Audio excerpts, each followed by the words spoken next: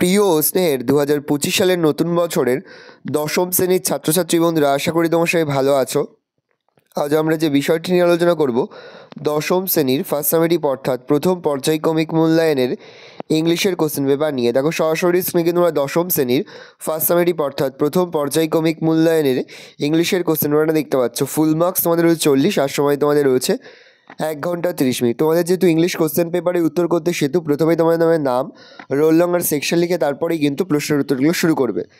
দেখো প্রথমেই তোমাদের একটা সিনের প্যাসেজ তুলে দেওয়া হয়েছে, এখান থেকে কিন্তু প্রশ্ন করা হয়েছে। খুব ভালো করে তোমরা কিন্তু সিনের প্যাসেজটা পড়ে নেবে, তারপরেই কিন্তু প্রশ্নের উত্তরগুলো শুরু করবে।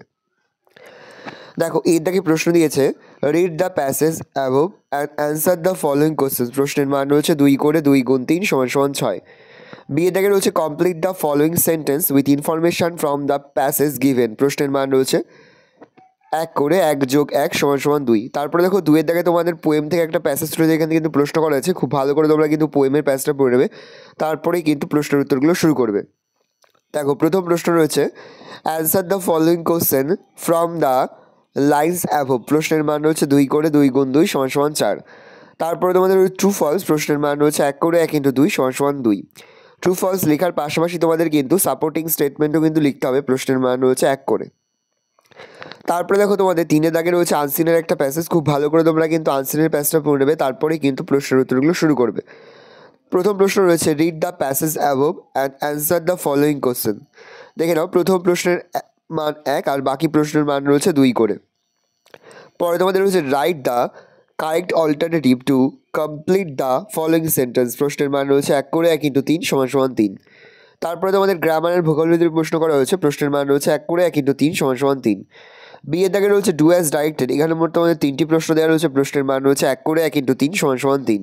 তারপরে দেখো সি এর দাগে মোট তোমাদের 2টি প্রশ্ন দেওয়া রয়েছে। প্রশ্নের মান হাফ করে হাফ গুণ 2 = 1।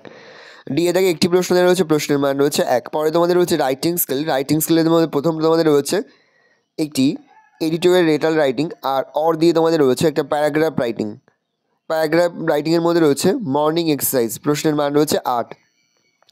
এই রয়েছে টোটাল তোমাদের ফার্স্ট সামেটিভ অর্থাৎ প্রথম পর্যায়ক্রমিক মূল্যায়নের দশম শ্রেণীর ইংলিশের কোশ্চেন পেপার। ভালো তোমার কোশ্চেনটা দেখে নাও।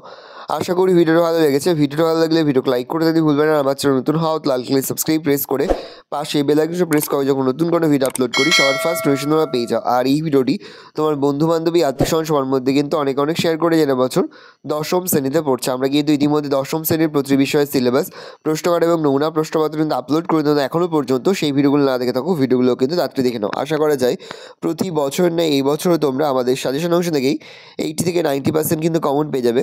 সেহেতু আজ আমরা যে প্রশ্ন উত্তরগুলো তোমাদের কাছে তুলে ধরলাম, সেই প্রশ্ন উত্তরগুলো কিন্তু খুব ভালো করে তোমরা অধ্যয়ন করো, ভালো করে দেখে নাও।